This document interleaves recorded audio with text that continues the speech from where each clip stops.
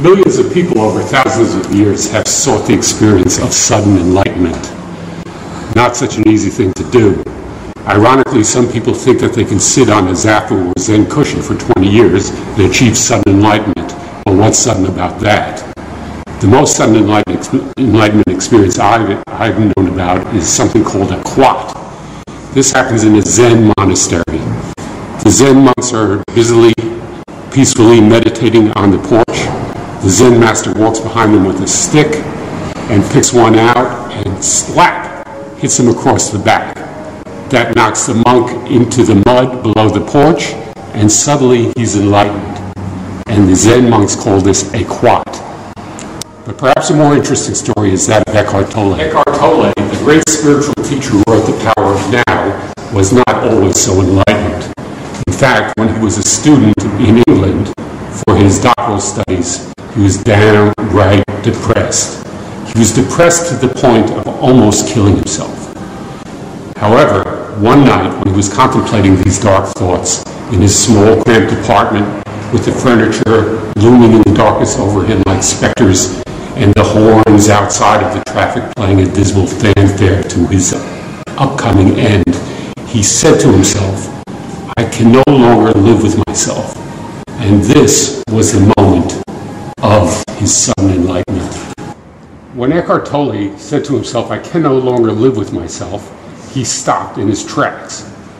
He said, "Who is the I that cannot live with myself?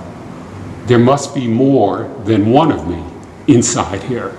That was the moment when everything changed for Eckhart. He realized that in addition to his normal thinking, there was a presence or witness to his life's experience, and maybe that witness had a direct involvement in his life. Well, when he woke up the next morning, he saw everything in a new light. It was as though he had been reborn. He spent the next weeks and months wandering about the city of London, taking everything in with new eyes, fresh experience. He even spent a couple of months just sitting on a park bench. Now, Eckhart didn't know really what had happened to him, but a couple of years later, he was in Manhattan, and he ran into a Buddhist monk. And he asked the Buddhist monk, "What's the secret? What's this enlightenment all about?" And the Buddhist monk said, "I just don't think." And when Eckhart heard that, he realized what had happened to him.